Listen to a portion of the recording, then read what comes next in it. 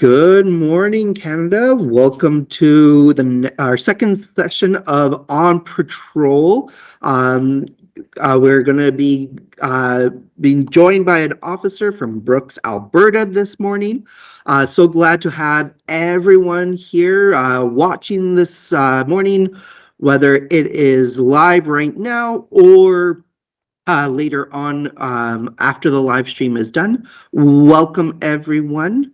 My name is Mark. I'm one of the educators here at the RCMP Heritage Center and the host of On Patrol. So glad again to have you guys. Just a reminder that there is a chat feature on YouTube. Please write down, say hello, where you're from. So nice to see where everyone is from. I know where everyone's from, but it'd be nice to share that information with everyone on this call. We have students all across Canada, from very small communities to big cities across Canada. We have pretty much every single province and territory here. So thank you so much for joining us on one of our more successful programs here. So the RCMP Heritage Center is located here in Treaty 4 territory in Regina, Saskatchewan. The museum itself opened in 2007, and we've been running programs and here in person as well virtually across Canada. And these programs are attended by students from kindergarten all the way up to grade 12 and into post-secondary school as well. So this is our building here in Regina, and behind our building here is also F Division, the headquarters of RCMP here in Saskatchewan. And across our parking lot is actually Depot Division, which is where members of hopeful members of our force come here to train. So Regina is very important, not only because I work here and the museum's here, but Depot and Regina are kind of seen as the home of the RCMP. This is where everyone's journey starts. So we do have programs here at the center. I encourage you guys or teachers to take photos of your class. We don't need any faces, but it would be really nice to have some new photos from our On Patrol. So feel free to email myself or that program's email. It would be great to see some of the classes, especially in our newer communities, joining us. Again, just take a quick little snapshot and send it our way. So we have programs virtually from forensics to Indigenous culture to the creation of Northwest Mounted Police. We also have here in center, we have forensic opportunities as well, and some TP teachings that will be starting up here in May as well. So these are just some images that we have from our On Patrol and some virtual programs and in-person programs here. So if anyone is interested in pursuing any more programs, feel free to give me an email and I will definitely help. So with all that, again, feel free to write in the chat where you're from, but also the chat is where you, as your class, can actually ask questions to our special guests today. So please write those questions down in those chats as well. We have a monitor monitoring the chat as well to get us the questions here.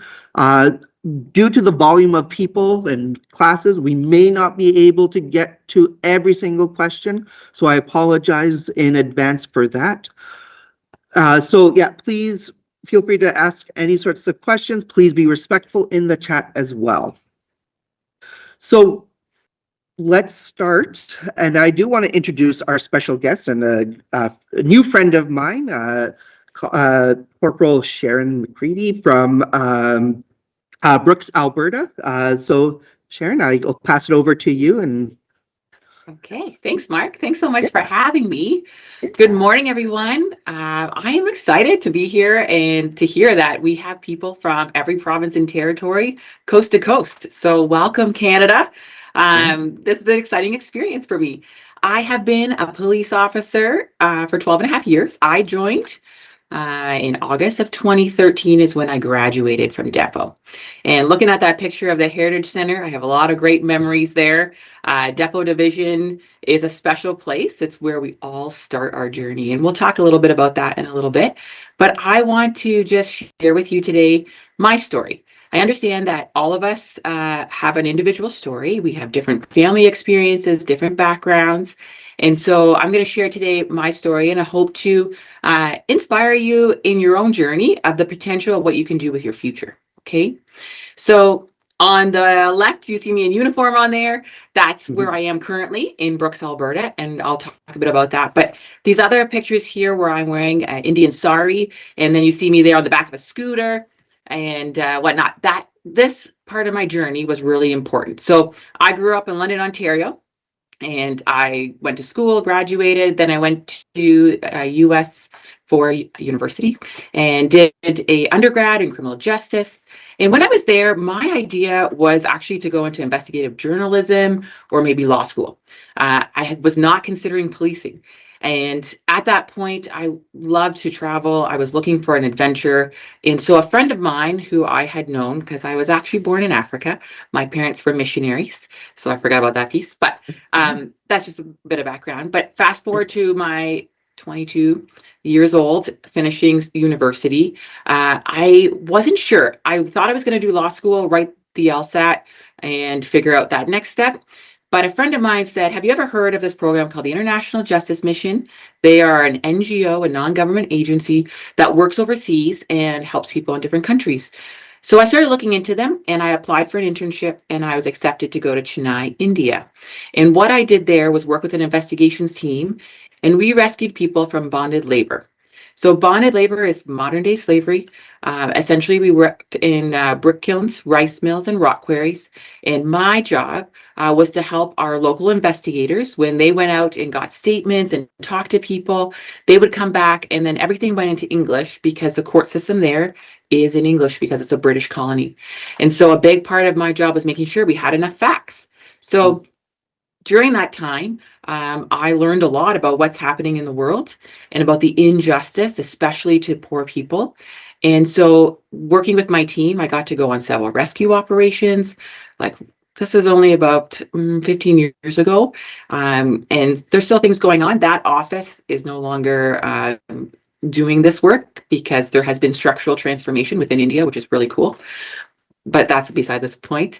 The reason, one of the big things for me working with our team there really helped me to figure out my life journey. So when I was there, I was originally studying to go to law school. And during my time working with my friends who were investigators, I realized that I wanted to be frontline and doing what they were doing and helping people. And so I had a boss, and she was a former chief of police in Colorado.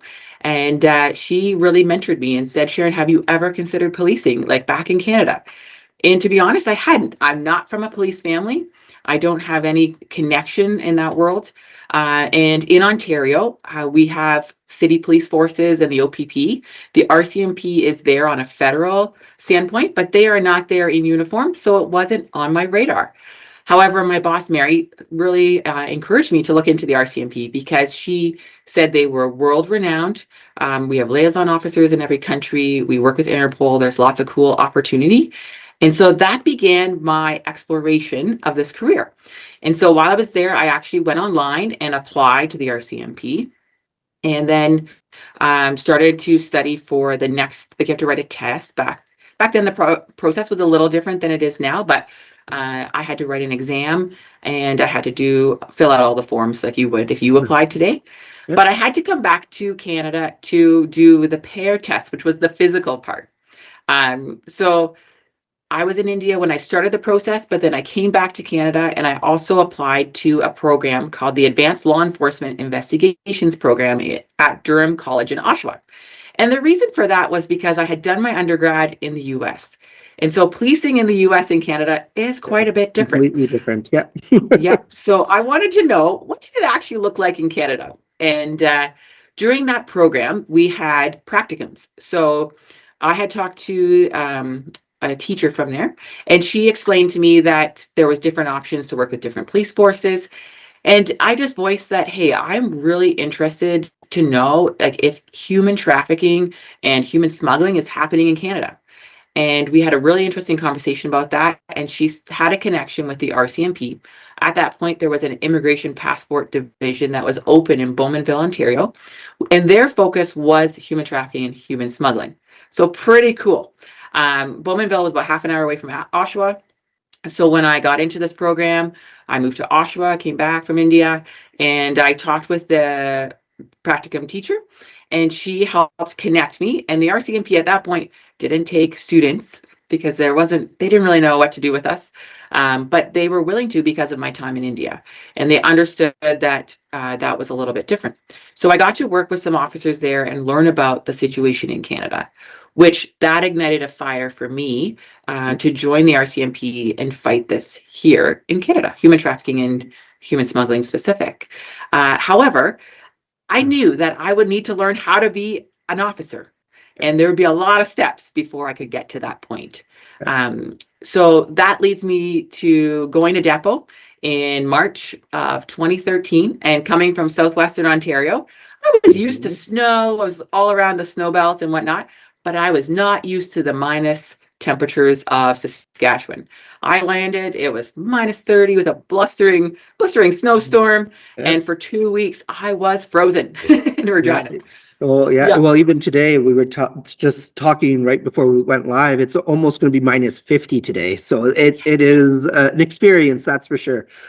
Absolutely. It's a little shock to the system. But as Mark mentioned, everybody starts there at Depot. And so I went to Depot, did my 6 months of training. And upon completion of that, I was in my mid-20s. And then there's a whole process about where you get posted. But the one thing with the RCMP is that you got to be willing to go anywhere in Canada. For me, that was exciting. That's an adventure. I had done a lot of travel overseas, but I wanted to explore my own country. And so I was willing to go pretty much wherever they wanted. And so different options were presented. We had different conversations. And eventually I was posted to Williams Lake, BC. And so this is myself and my son. When we left Williams Lake, he was just a year and a half. But I spent my first 5 years in Williams Lake, BC. It is about 6 hours north of Vancouver, a very beautiful place and very active for police. I loved my time there. I had an amazing trainer who really took me under his wing, and so did my whole team. I worked for a wonderful corporal, and all the guys on my team were excited to come to work every day. And honestly, I couldn't wait. Every day was a new adventure. There were new calls coming in. We dealt with everything from, someone being drunk in public to vehicle collisions to drive-by shootings. We had some pretty high-profile crime that went on there. And when you first start out as a police officer, we all joined with that excitement to catch bad guys and put them in jail and hold them accountable and do all the good things, right? And so Williams Lake was a great post, really to learn to mature as an individual and also to learn about how the legal system works. So I had a wonderful 5 years there in general duty, and then it was time for my family to move. And so we ended up actually transferring provinces, which is something that is unique to the RCMP, right? If you join London City Police or Toronto Police, like that's where you're going to be for your career. So if that's something that you want, that's great. You just need to know that ahead of time. If you want the adventure of moving around Canada and trying different postings, then the RCMP is definitely where you want to apply. So I applied. I had just come back from mat leave, and my little guy there, he's so cute. He's big now, but during that time as a mom, working mom is hard. And trying to figure out shift work with kiddos when you're far away from family, we had to make some changes. So we moved to Alberta, closer to family, and I took a position as the school resource officer here in Brooks. And so we can go to the next one. And so in Brooks, Alberta, I was the school resource officer for 5 years here.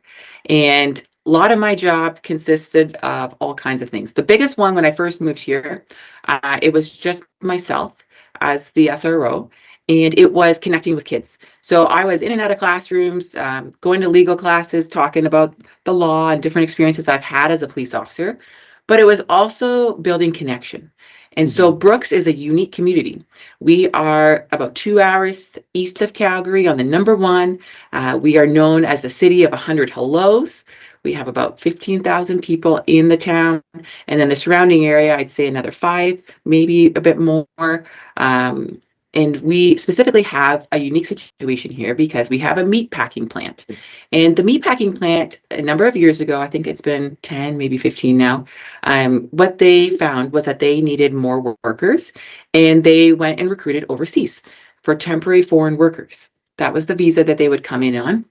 And so thus began a process where people come to Brooks from all over the world, all different backgrounds, and different experiences.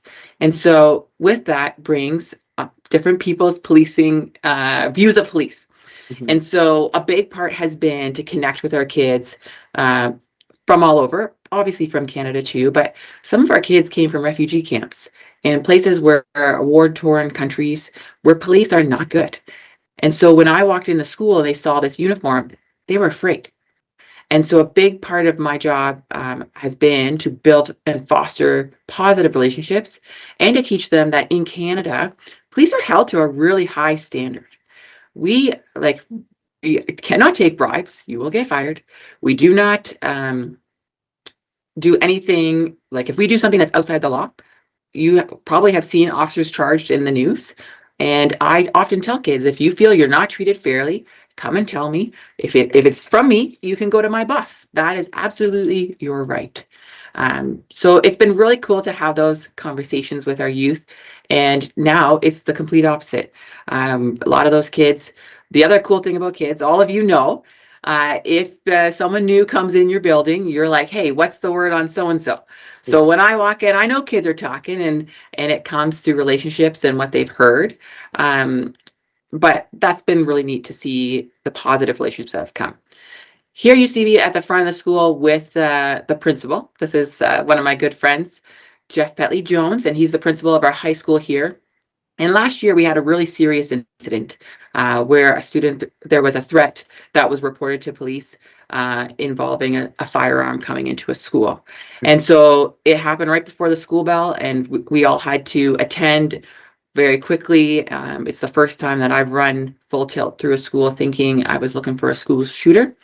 That is the most scariest moment for an RCMP officer. A lot of us joined, right, to stop crime. And we think about criminals as being adults. Very rarely do we consider kids in that. And let me tell you, your heart sinks when you hear about any kind of safety issue in a school, especially like this. So afterwards, we thought it was really important. This was a few days later. We sat the entire school down, grade 10 to 12, and we addressed the school.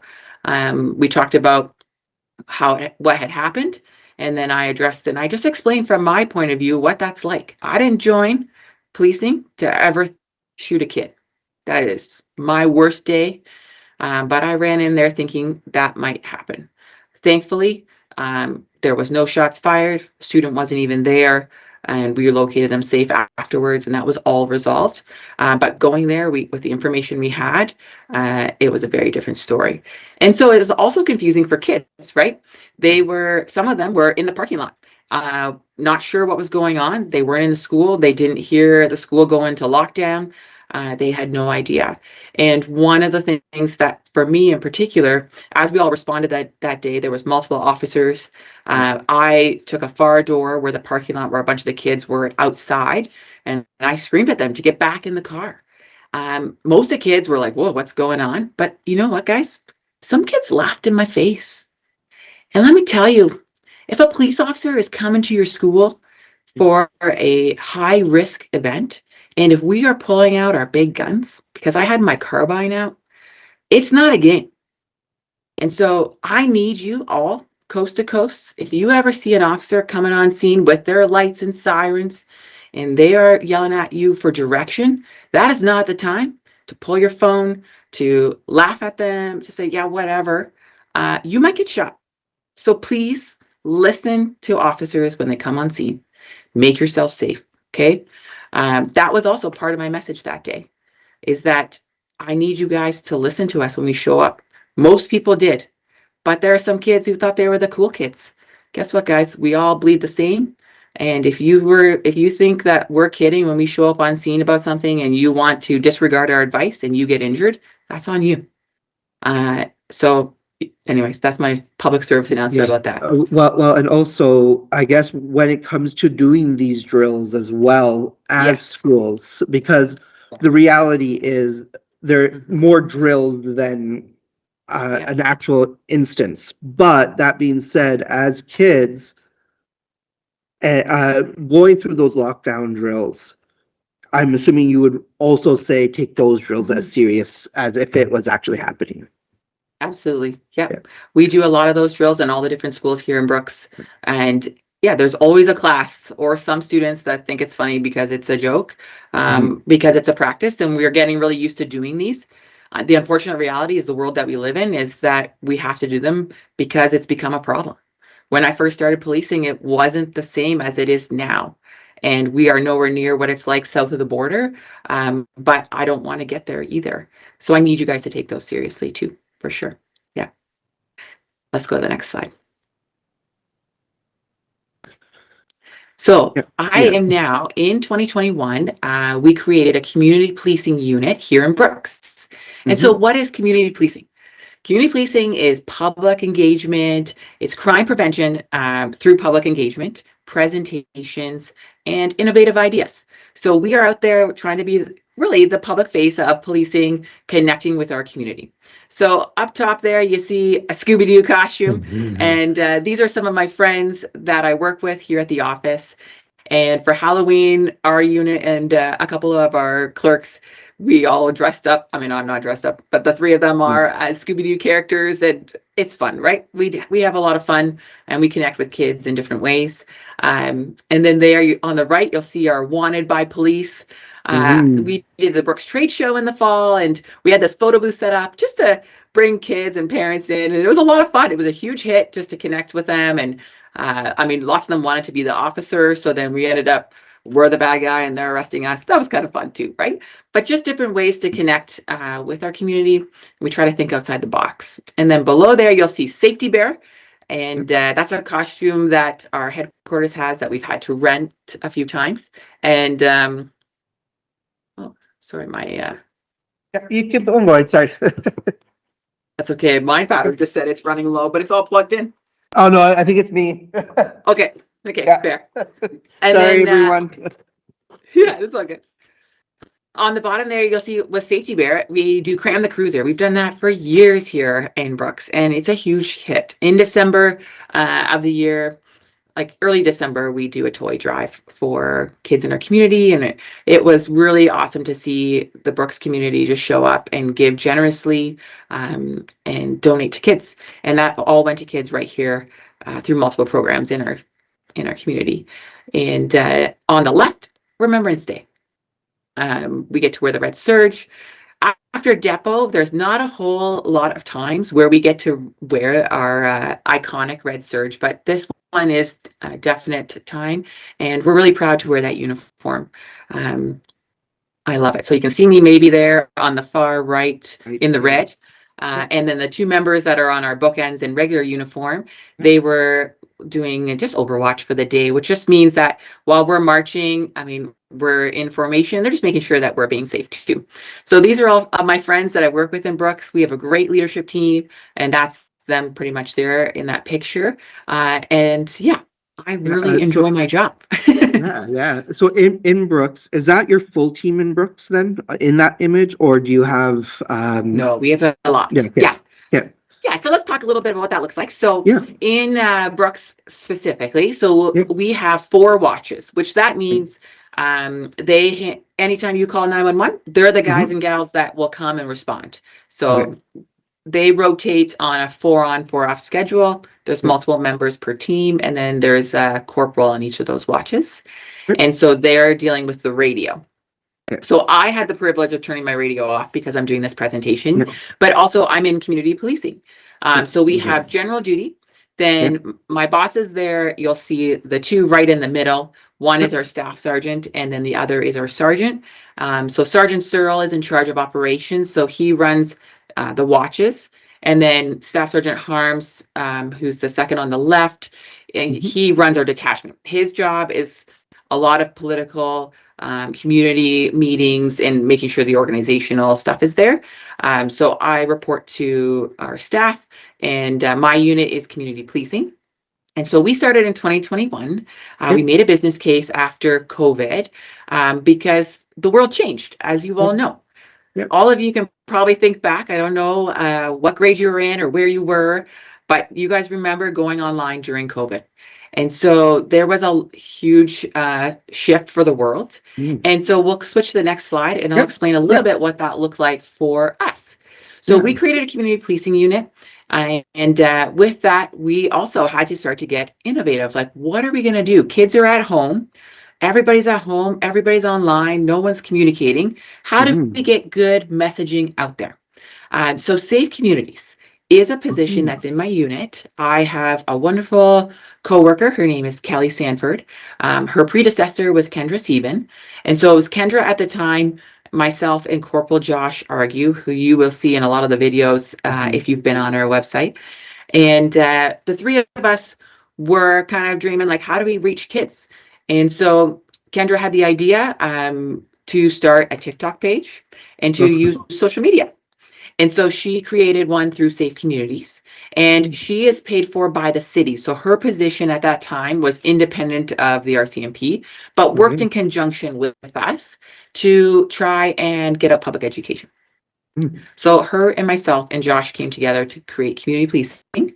And then we started to think outside the box. So Safe Communities was kind of our loophole. Part of this with the RCMP, there's a lot of rules. And we have different levels of media strategy, which is all really fair and good. One of the things that at that time was, how do we connect with our community and show them all the good work that we're doing? How do we humanize this uniform? And so through Safe Communities is the way we did that. It started out, if you go through our TikTok, you will see at the very beginning, we started with just some very basic stories. One was a family who came during COVID wanting to see a police car. And so the officer showed them the police car. Then we did a couple of birthday drive-bys. I don't know if that was happening in where you lived, where we had those birthday parades going on.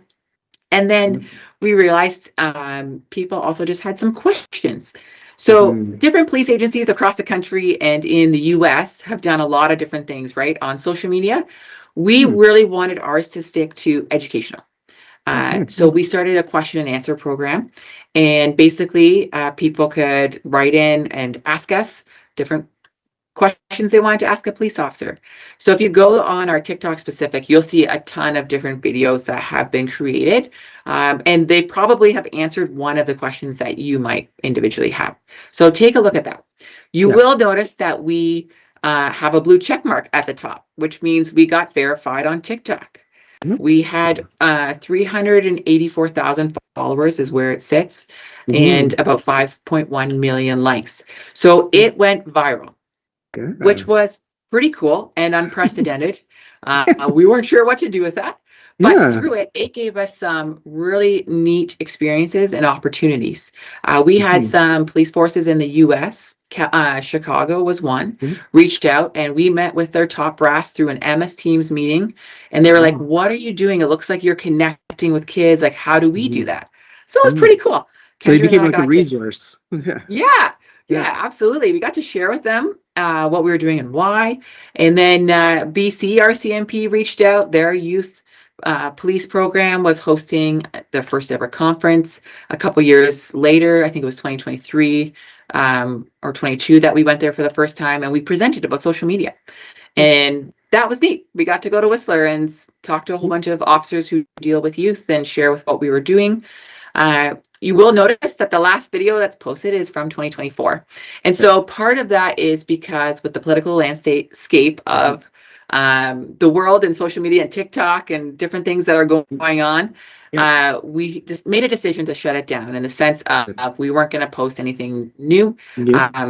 We were going to change our focus a bit more to our local audience. The neat thing with TikTok, we used to do TikTok lives probably once a week, and we would have people signing in from all over the world, which was pretty Pretty cool, Oh, right? yeah. People from Denmark and Australia and New Zealand and the US. But at the end of the day, we're like, what is our mission?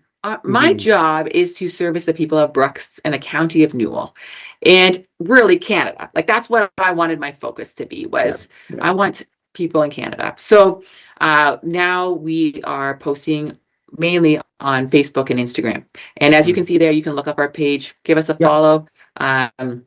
And you will see how our media strategy has changed Yeah. as well. The last couple of years, we've really gone more to reporting about the day-to-day stuff that we do here. We are restructuring that even for this year. I had finally got to go on a media course myself. I've been doing media stuff now for the last 5 years, but finally got some RCMP official training and learned a lot, which is really neat to see actually what we're doing. I went to BC, so they have their own policies. It's different than Alberta, but got to learn a lot, and that was really important to me and my bosses, which is awesome. So now you'll see there in the middle, that is our page, the middle and the far right. We just posted a story this week. So remember I shared about how the reason I joined was to fight human trafficking. So I've been doing a lot of awareness presentations about that topic, and also talking with officers in my detachment. It was actually my CAPRA project when I first started to train my fellow coworkers about it. And human trafficking actually just joined the criminal code in 2005.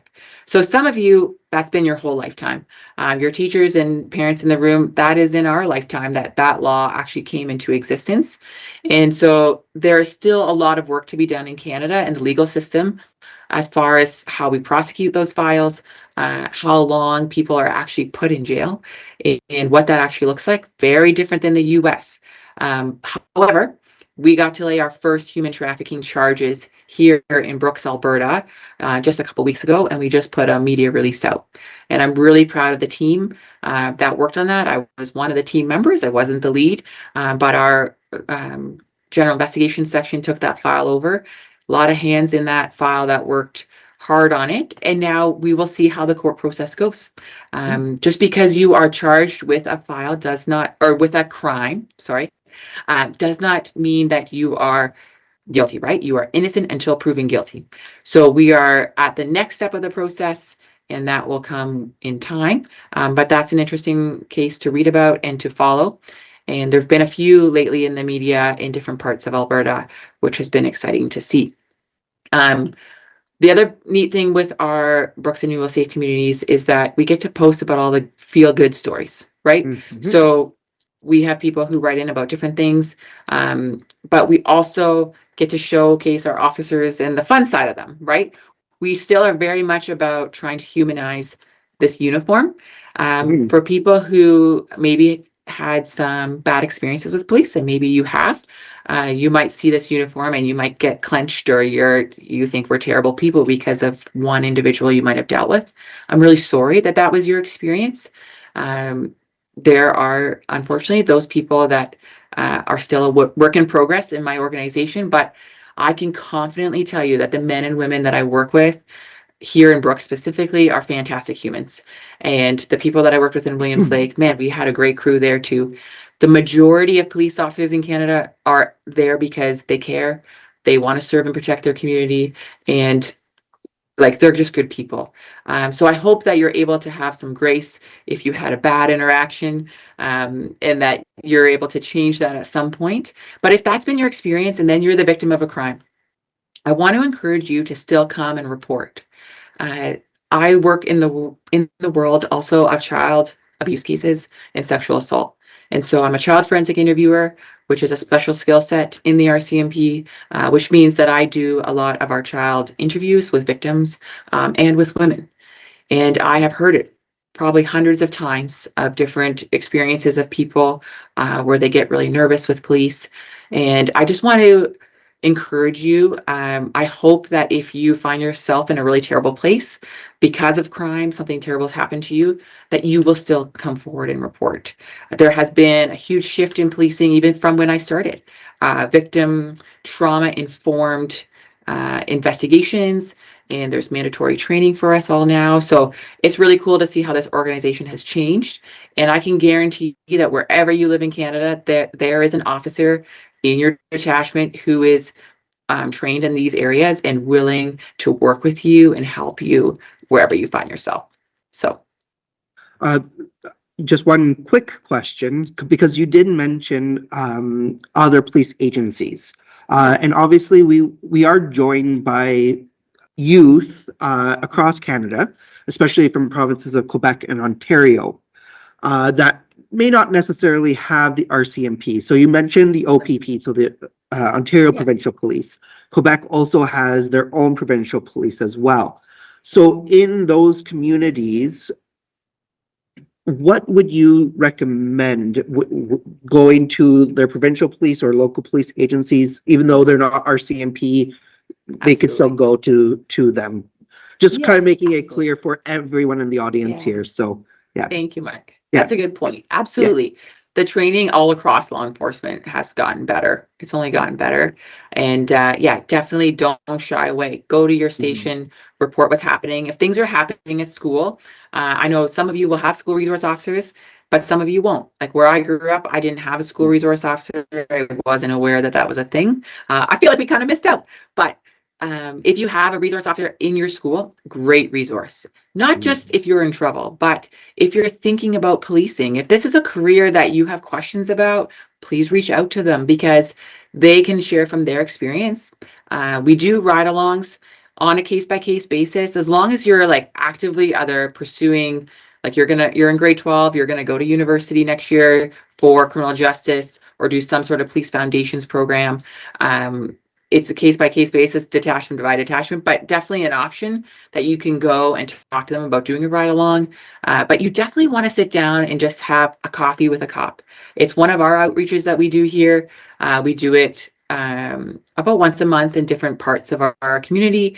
And we did it at the school. We called it Pop with a Cop, Yeah, just so okay, that yeah. kids could come and ask us whatever they want, right? There's not a lot of opportunity, I guess, for that to happen. Hmm. But if you're interested in policing, seek out a police officer. If you don't know anyone, like I didn't know anybody, then go to your local police station. There's probably a community policing unit wherever you live, or someone who would be willing to talk to you.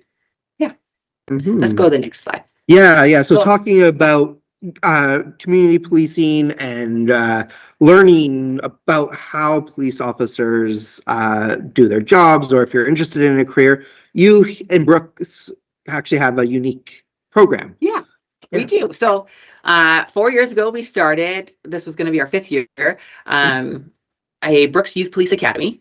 And with the idea, right, to give students an idea what it's like. So we ran a week of mini depot, we called it. At that point, we did 3 days. And we kind of talked a bit about, we checked your criminal code.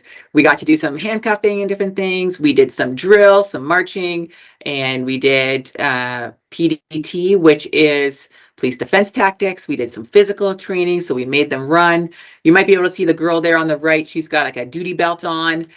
So we got some grant money and bought all these duty belts, and we just tried to make it like a mini depot with the Okay. experience. So what I mean by that is what it's like to actually go to training and Mhm. the way that the culture of the RCMP is.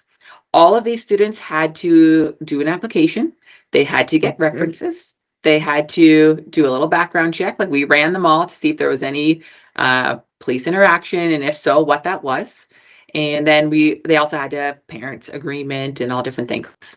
And so this was our very first youth police academy. We had 10 cadets. They're in the back 2 rows there standing up. All the officers helped at different parts of that week. And they loved it so much that they asked us to do 4 days or 5. Several were like, can you do a week? It takes some time, Okay. but Yeah. it evolved. And so now we do a full week. And in a couple years later, we went from doing it a week in the summer or 3 days in the summer to during the school year. So now we're at a point where we work with our local school division. And this year we're doing a bit of a revamp with them. So the kids last year got credits, high school grade Okay. 12 criminal justice credits, to be a part of our week. And now the Grasslands School Division is working alongside Lethbridge College, who has a police foundations program, to do dual credits, which means college credits. So they asked that this year we take a pause. Here in Alberta, we had a teacher strike in the fall. And so some things got pushed around. And so we're just going to pause this year as they restructure what that looks like. And we were allowing grade 10 to 12 to, if you were in grade 10 to 12, to apply, and then we selected who was in it. Going forward, they will have to do different criminal justice credits, and then in grade 12 is when they'll get to do our camp, is how basically it's going to look going forward. The mini depot? Yeah. Yeah, Yeah. okay. So Tristan is there on the far right, and Yeah. here she is. So she was a part of our very first ever youth academy, and then went to Depot. And so last year in February, she graduated from Regina and is currently posted in the Lower Mainland in BC. And we are just so proud of her. But what a success story too, to see how a local initiative, a local program that was started here in Brooks led to someone joining our organization. And that's exactly why we do the things we do. And that's why we will continue this program. I was talking with Tristan the other day. She shared these photos, was happy to share them. And she is just loving life and learning a lot. And she came from small town Alberta, and now she's in a big center in the Lower Mainland. And she's also learning a lot about just growing up. Tristan was very young. She graduated, and it was about a year later that she got in and is now here, now fully in the outfit. But one of the things that she did as she was even thinking, when she was in grade 10, she came and met us at a barbecue and said, like, I want to do policing. How do I get involved? And so we run different events. One is this big Safe Communities barbecue in the summer with some local partners. And we have a lot of hands on deck for that, right? You need a lot of people. And so she showed up. She started volunteering with us, the different events that we did. We got to know her. And then that creates also a personal relationship, right? Like, she wanted to be mentored, going through the process. She had different questions.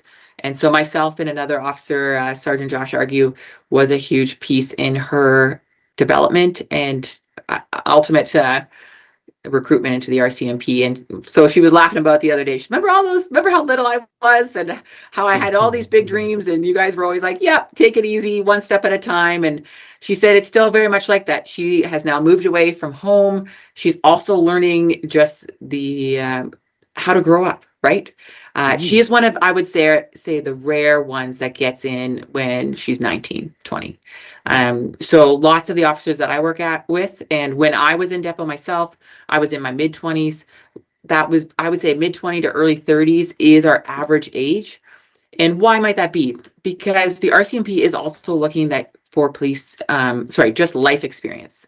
Okay, they want to make sure that a huge thing that you can think about if this is a career that you're looking into, they want to make sure that you have your finances under control. And so why is that? That's because there is the possibility, right, for corruption, for bribery. If you find yourself unable to handle a credit card or pay that off every month, you might get into a position where you are easily susceptible to doing something wrong. Nobody sets out wanting to take a bribe or take some evidence from a search warrant like they do on the media, right? You guys all watch American television. I'm sure you've seen the shows. But there are certain things as you are young people that you need to figure out. You need to also just think about your digital citizenship online. You all are growing up in a social media era. It's really important that you're careful what you post, photos and words, right? I'm sure you have in your local community a rant and rave page of some kind where people write all kinds of terrible things about whatever they're upset about. Is that really the most appropriate way to deal with your issues? I would say no. You've got to figure out how to self-regulate your emotions in a moment. Yesterday at a school, I was dealing with some kids who an argument started over Snapchat. Someone said something about the other kid's mom. And next thing you know, yesterday morning, the kid who his mom had been threatened over Snap came to school and wants to punch out this kid. He assaulted the other kid in the morning before school started because of Snapchat. Okay. We understand all your brains are forming and developing. High school is definitely a time that you got to figure out what is okay and what's not okay. It's why the Youth Criminal Justice Act exists, to help guide you. You are able to still apply to the RCMP if you have some interaction with the police in your teenage years. But we are going to look at what that interaction was And we're also going to want to know that you have changed your behavior. Okay. All employers across the country are, no matter what it is, whether it's policing or teaching, healthcare, you know what they all do? They all run your social media accounts. Yeah. So be very careful what you're putting out there. Yeah, no, so yeah, no, thank you so much for sharing. I do want Yeah. to just stress quickly though, this initiative, this mini depot program is a Brooks RCMP, Yeah. not Alberta, not across You got it. Canada, right? So Absolutely. this is something locally that um, community officers can do in their Yeah. communities. And I think this is a great example of how um, community policing and positive policing can come out of, especially a smaller community in Alberta. Yeah. Yeah, And there's lots of other places doing those yeah, things too, I'm just so you sure. know, Yeah, Mark. So yeah, wherever yeah. you are, check in with the local detachment. You might have Okay. similar things or other police services. But yeah, that'd be great. Yeah, no, I just wanted to kind of not expect people thinking, oh, my local detachment might do Yeah. exactly what you were mentioning, but yeah, no, but if you are interested, please do. I will also echo, go and I encourage everyone to go and talk to their local detachment or police station as well, especially if you're looking at a career in the force too. Mhm. So we do have quite a few questions coming in, Okay. and we'll have some time here now to go through them. So one of the questions coming in is about you as a female officer Yeah. in the force. It's like, do you find that women are respected well in the RCMP? Yeah, that's a great Yeah, question. yeah, And yeah, I can speak from my personal yeah, experience, okay? yeah. I would say yes. I have had a wonderful experience in the RCMP. I don't think it's unique. It's unique to me, I guess, but everyone Mhm. has, there's lots of women who've had a really Yeah. good experience. Um, is there definitely times where I feel like I need to prove myself? Absolutely. When I first started, I really struggled with that. I struggled because I used to play a lot of sports. I'm very competitive, and joining, it's a male dominated profession. It still is. Even here, I think we have 4 of us females at the moment. And there's like 3 times the amount of guys, 4 or 5 times maybe. So there's quite a bit more, but I get along great with guys, so I really like Mhm. it. It's a Okay. lot of fun. Yeah, yeah.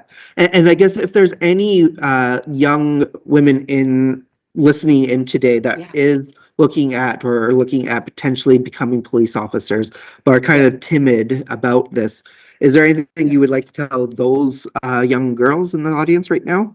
Yeah. Absolutely. Yeah. I would say right now, wherever you are, you need to figure out a couple things. One, you Mm. need to have mental resilience. What does that mean? It means you need to build self-esteem, and you need to have that beyond external validation.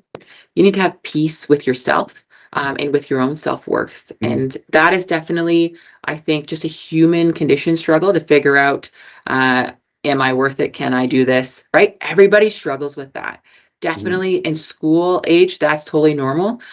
So do things that are going to push yourself to become stronger.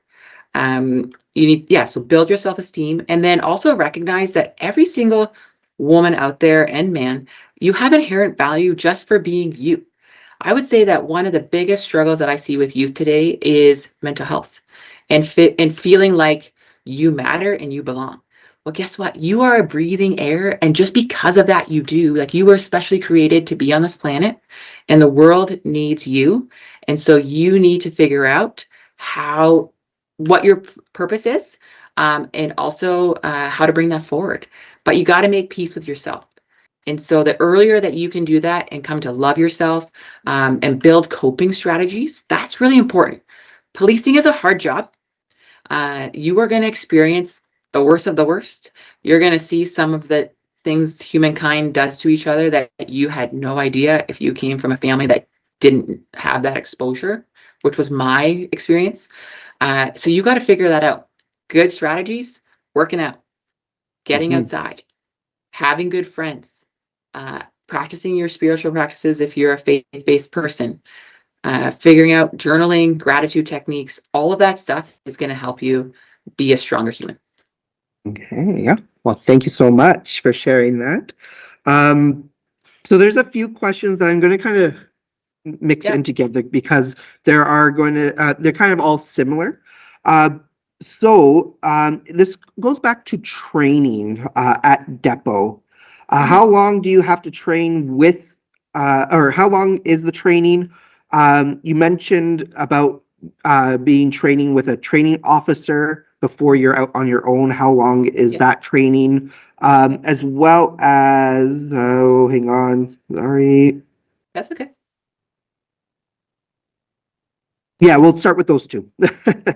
Yeah, it's Yeah. great. So once you get into the RCMP, you're going to go through a whole bunch of steps, right? A process. When they say you're going to depot, they'll give you a date. And so training is 6 months.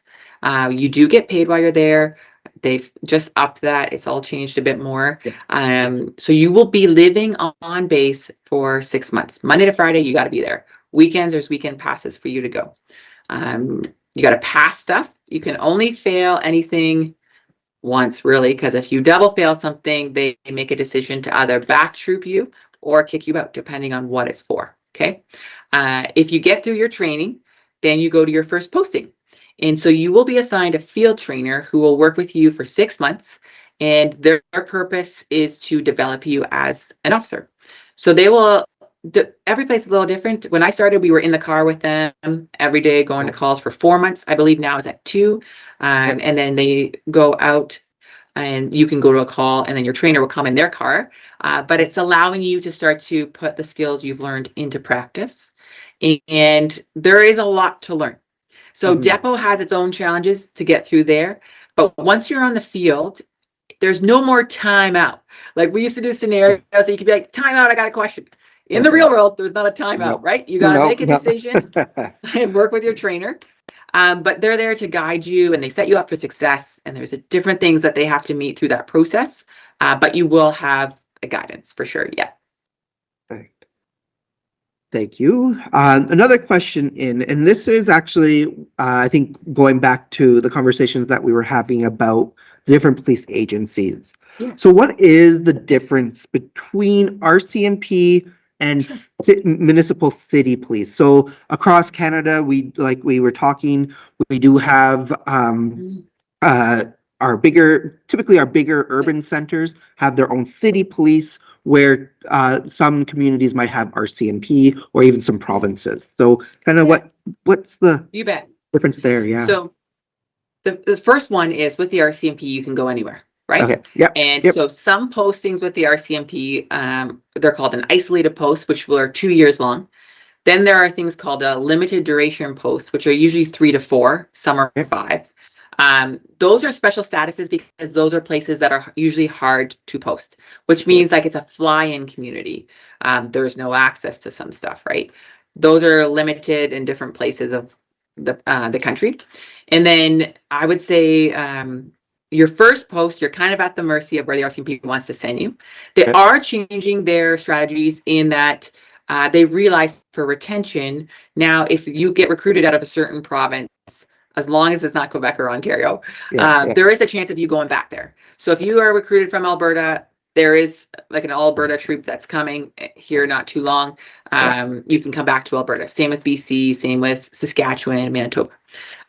Ontario and Quebec, they're kind of a niche spot there because those are federal, which means they don't wear this uniform. They're wearing suits. Like you don't know that they're police officers. They're undercover usually in different ways, and they're working different projects on a federal level. And so with the RCMP, there's the opportunity to transfer to a different unit. There's 150 different really units in the organization, and you learn about them all the time. I just learned about a new one last week. I had no idea it existed. So there's lots of opportunity to go on a big adventure and see what the world looks like.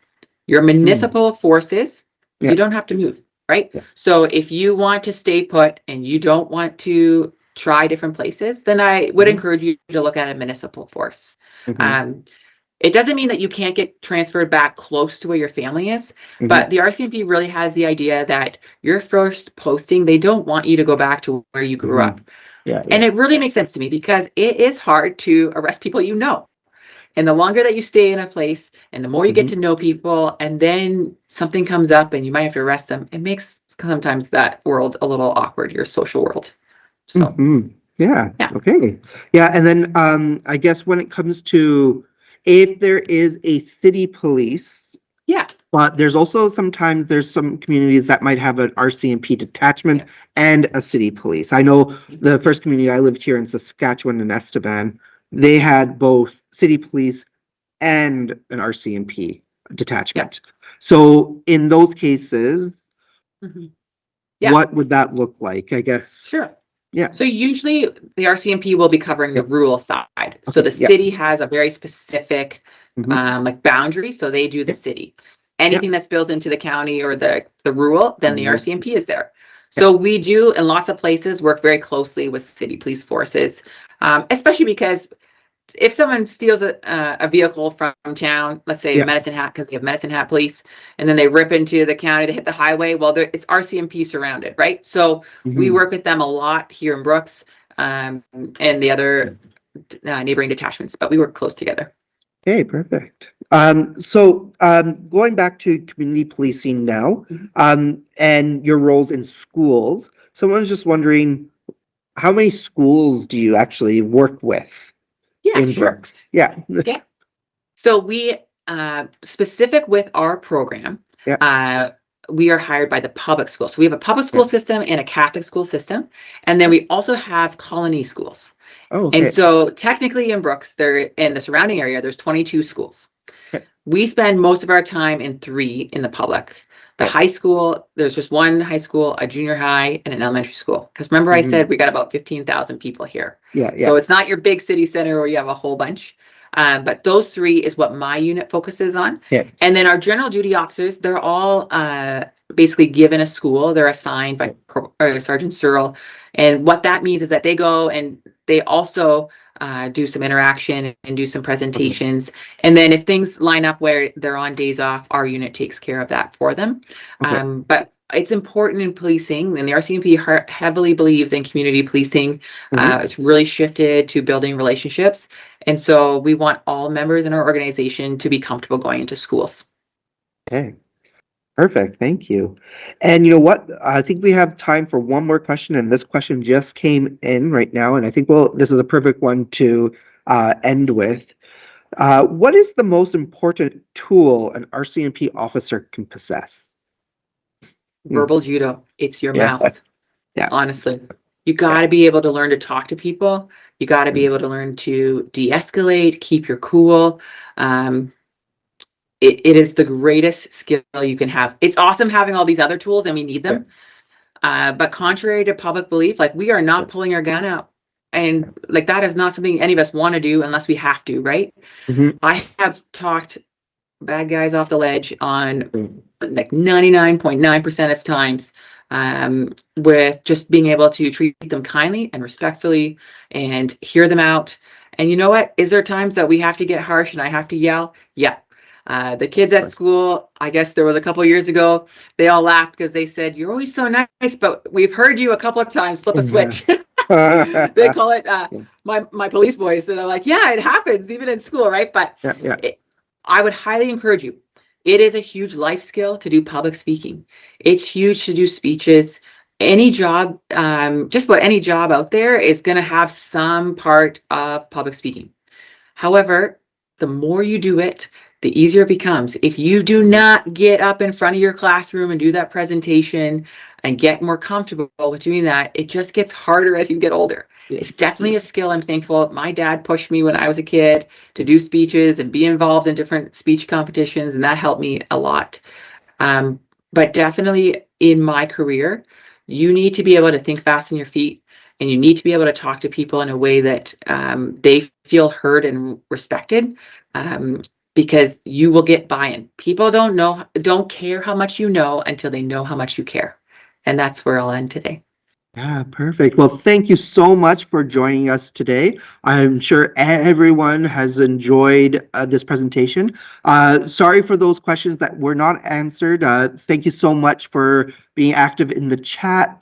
One question did come up about different police agencies and different specializations, from being more federal policing out of Ontario and Quebec. For anyone who is interested in those, I encourage you guys to check back with us, as we are actually going to be joined by an officer from Montreal, Quebec in the month of April. So for anyone who is interested in listening to that conversation, feel free to give me an email now and say, hey, I'm interested. So more details will come for the next two on patrols here shortly. Thank you again for everyone who have joined us today. Thank you for your questions. Thank you, Sharon, for joining us today. And everyone enjoyed the rest of their day. Thank you. Bye. Have a good day.